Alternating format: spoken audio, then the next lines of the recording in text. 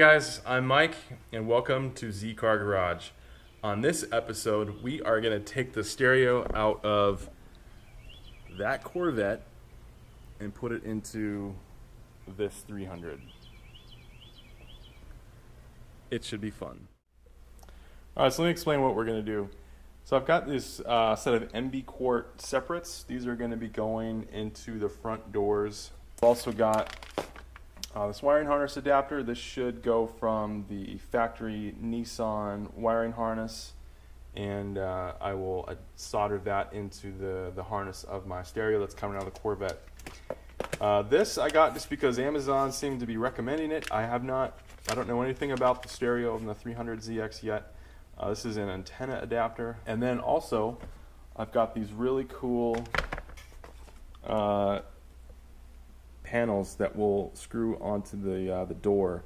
These are going to replace the Bose pods, and I got these from a guy online. I will post a link to his website down in the description.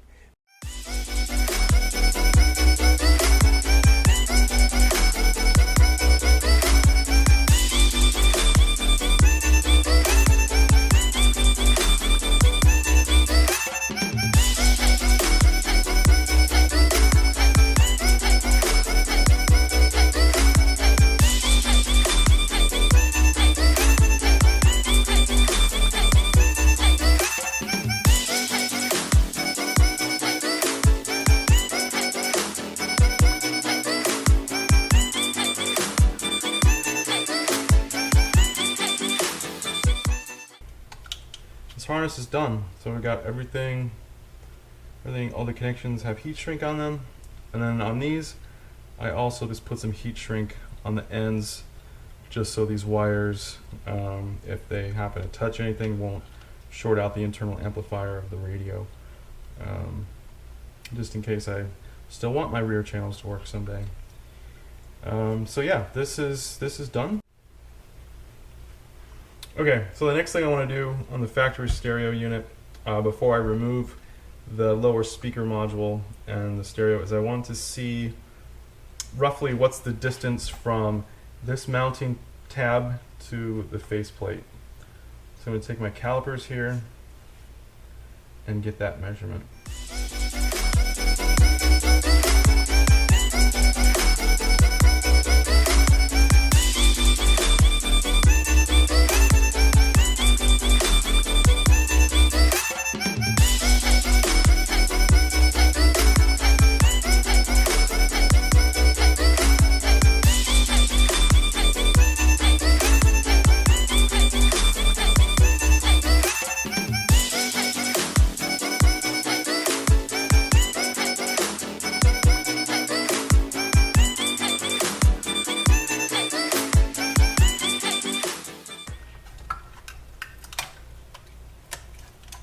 Alright, let's go put this guy in the car. Alright, so we're back in the car. I've got everything all the wiring done. So now all we have to do is hook up to the factory wiring harness, screw it all back together, and then I'll turn it on just to try it out.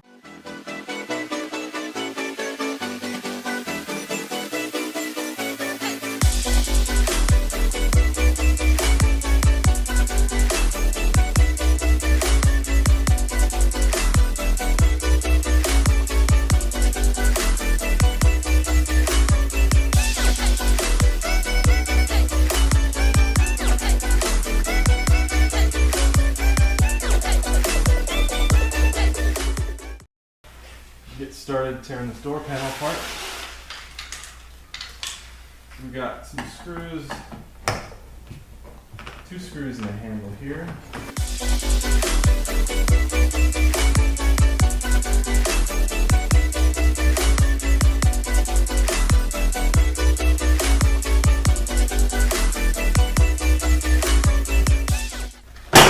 There we go. Great.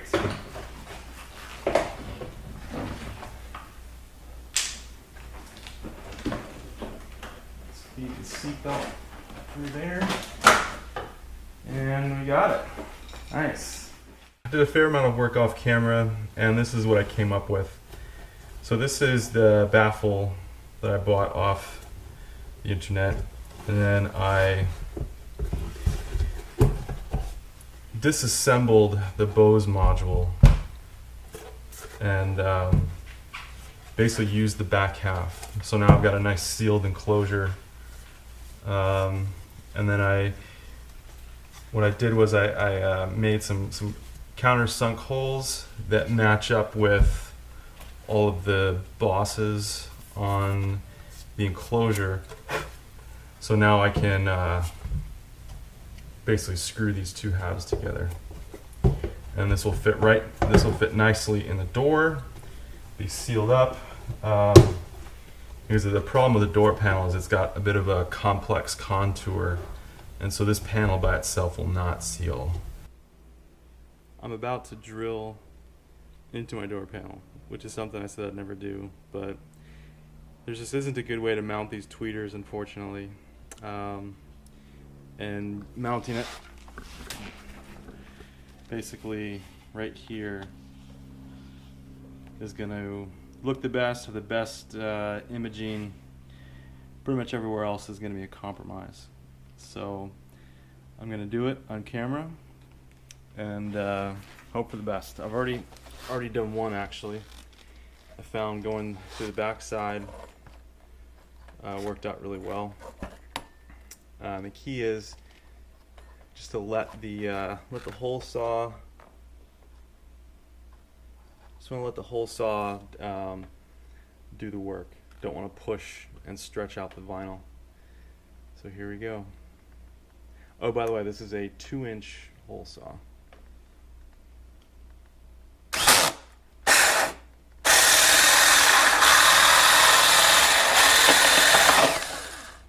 And we're through.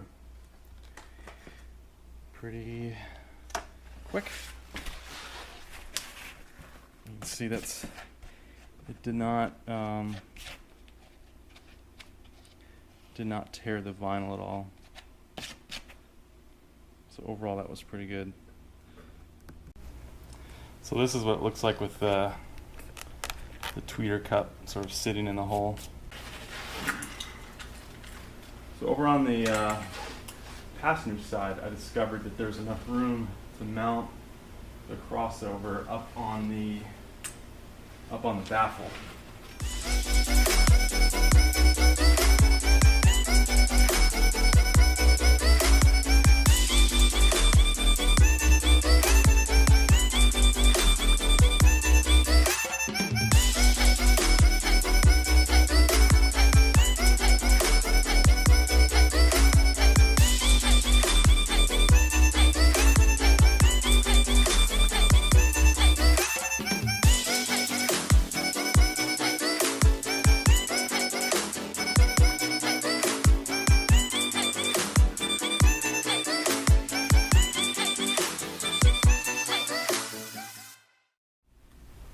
Alright, you're not going to be able to see much, there's too much glare, but really I wanted just to do a sound test.